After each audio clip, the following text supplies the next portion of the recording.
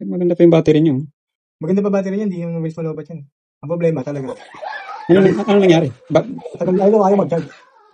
Biglang pero ang battery mo kasi, may laman. Oh, hindi. May Hindi laman ako kinonect ako dun, dito. Diyan ako nag-charge dito. Ang connect ko siya. May laman, Kinonect ko siya dito sa binili kong flex. Yun muna pinasamantala kong sinalpak ko muna sandali. Pero nagloloko rin siya pagka nandun sa kabilang flex na yun. Okay yung kanya. Yan muna yung ginawa ko. Sinalpak ko muna siya dyan. Tsaka ko chinarge. Kaya naging 100% yan Pinabayaan ko lang siyang mag-charge. Pero doon sa nakasalpak na ayaw talaga. Dito sa kon na to? Doon sa nakalagay sa kanya, ayaw talaga. Pero dyan, nung sinaksak ko, nag-100% siya. Galing siya sa 16%. Okay yung kanya Parehas lang ng palo yung luma tsaka ito. Yun yung talaga pinaka yung sinasabi mo. Hindi nagcha-charge Hindi rin nagcha-charge. Hindi. Parehas lang sila. Pero may power yung unit. Pero hindi siya nagcha-charge.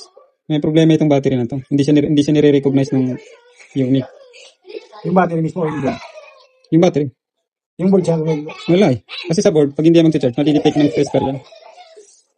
Ang papalitan niya battery? Oo, yan. Walang kwan. Pag linagay ko to dito, meron tayo makukuha ang voltahe. So, meron naman.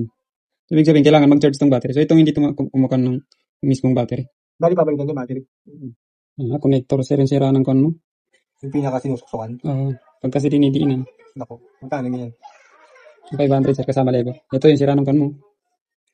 Pagka dinidiin mo, kaya nga yan.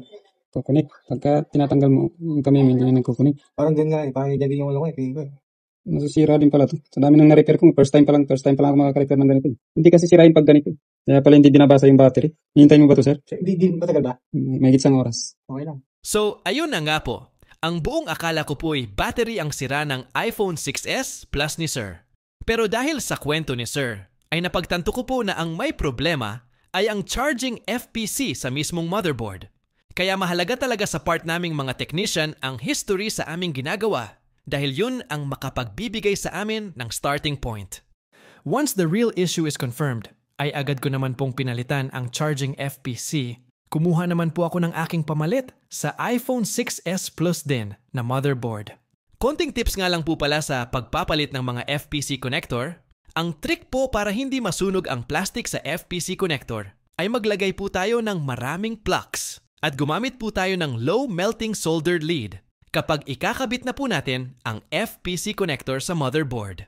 Huwag din pong kakalimutan na panatilihing malinis ang ating working area dahil ang kalinisan ay ang 50% sa totality ng ating solution at ang natitirang porsyento ay pinaghahatian na ng ating skill, tools at knowledge. Ganun kaimportante ang pagiging malinis sa ating ginagawa. At pagkatapos ko pong mapalitan ang charging FPC connector, ay tinesting ko naman po ito agad to make it sure kung normal na bang kumakarga ang iPhone 6s Plus ng aking kliyente. And yes, the job is well done. Kaya pwede na po natin itong ibigay kay Sir. Kaya na, sir. Charge ka? Kala ko lang Kala ko yung mismong flex kaya bumid pa ako Thank you, pre. Thank you rin po.